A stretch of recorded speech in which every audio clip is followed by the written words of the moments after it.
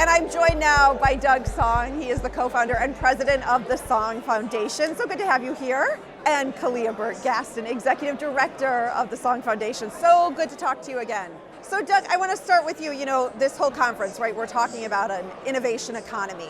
I'm so curious from you, who literally is sort of like the definition of innovator. What does that mean when you think about Michigan having an innovation economy? I call innovation the commercialization of invention. Mm-hmm. We have a very strong business sector and we have a very strong research and educational sector that can connect to go produce these companies. Now that said, entrepreneurship, right, is much more than just that. And there's a path around research, commercialization, all that stuff is well trod by, you know, a certain set of folks. But really the goal is to make sure that every Michigander has the opportunity to build a high growth, high wage business. Right. And so we talk about that. We want to make sure that every Michigander is able to do that. Khalilah, we're going to talk a little bit about what the foundation does to help that. But I'm curious right now about the paths that you see for the future of Michigan so that every Michigander, like what does that need to look like so that can actually happen? An imperative for us is to diversify our economy. Yeah. And diversity is strength. And we have a challenge where we're victims of our own historical success with industries that produce, again, some heavy reliance on very specific sort of economies, when really we have a rainforest, right, of all these amazing companies and people and resources, rich in intellectual capital, rich in human capital, even rich in financial capital. Yeah. But we have a challenge in that, you know, there's still a gap of what I would say is social capital. To connect the dots and make sure that those things don't stay siloed the way they are sometimes here today. Yeah. And tell me a little bit, I mean, we've talked about this before, but how the foundation is helping to try to fill those gaps and make those connections? Yeah, I mean, I think the first way that we've done it, obviously, is through some well-placed investments. So you heard today from Black Tech Saturdays, that was one of our first grants to really help Johnny and Alexa launch BTS as well as grow it.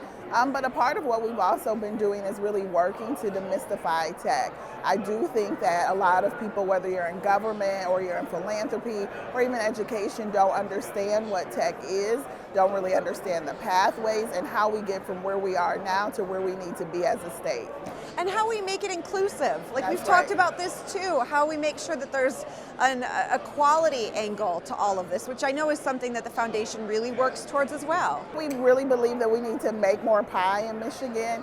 And so shared prosperity and collaboration is one of our values, and it's something that we talk about, but something that we do. So we've been convening tables with foundations all across the region. We've also helped to bring together cross-sector partnerships with business, philanthropy, government. Doug talked a little bit about our Midwest Innovation Roadshow, where we really got to see what other cities and states are doing in the Midwest, and I think that was eye-opening, because here in Michigan, sometimes we think that we're still where we were about 20 or 30 years ago, but we do need to make some improvements. Well, to that point, I'm curious about what you heard during this roadshow. Where does Michigan stack up? We're rich in all the ingredients, right, to produce a very rich ecosystem. But again, there are inefficiencies and gaps, and some of them are historical. Part of that, I think, is kind of, again, a continued sort of focus on kind of a top-down sort of approach, where innovation ecosystems require community. And the secret ingredient behind almost any working and vibrant innovation ecosystem is a vibrant community at the center of that, where there's investments in people, in relationships, in the networks that actually, you know, bring people together. Because technology is not its own sector. Actually, technology is every sector, right? It's like electricity, right? It sort of powers everything that we do in almost every area of our lives these days.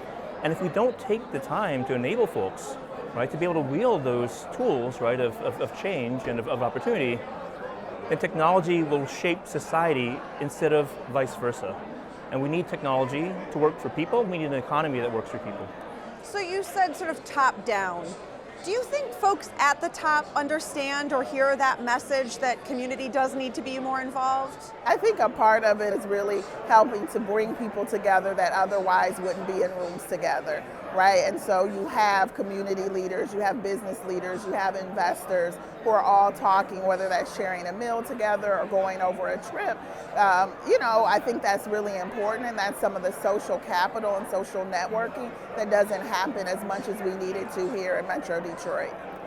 what happens to the state if we don't get on board, right? Like, I'm not looking for some dire prediction, but like, what will the state continue to look like? We've had conversations about population loss, about other states getting, folks coming in, starting these businesses. What happens if we don't get on board?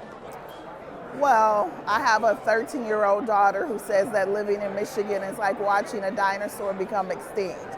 So that was like a dagger, right, in my heart, right, as a mother who wants her to stay here, and, raise a family. But I just joined a board, and they said that right now the economic indicator was that we needed 60% of Michiganders to have some sort of post-secondary degree. Right now, if you look at the economic and educational indicators, that's 72%. And it's growing every day because our economic indicators, like income and wealth, continue to decline. So that's where we are as a state. And I think that, unfortunately, people don't really see that data, they don't really embrace it, and more importantly, they don't understand the strategies that will help us address it. I hate to paint too negative a picture or anything, but I'll just say, I've heard people talk about the unfortunate demise of Michigan at some point being because it's old and cold, right? If we can't figure out how to retain young people, well, I'm not going to change the cold, but if we can't retain young people, they are literally our future. And again, we've seen demographics equal destiny in so many other parts of the world where, again, whether aging economies are struggling to actually care, right, for their populations the way that they need. We need to have our young people as invested in our future because we're invested in their success and their future. Watch One Detroit, Thursday at 7:30 p.m. You can find more at onedetroitpbs.org or subscribe to our social media channels and sign up for our One Detroit newsletter.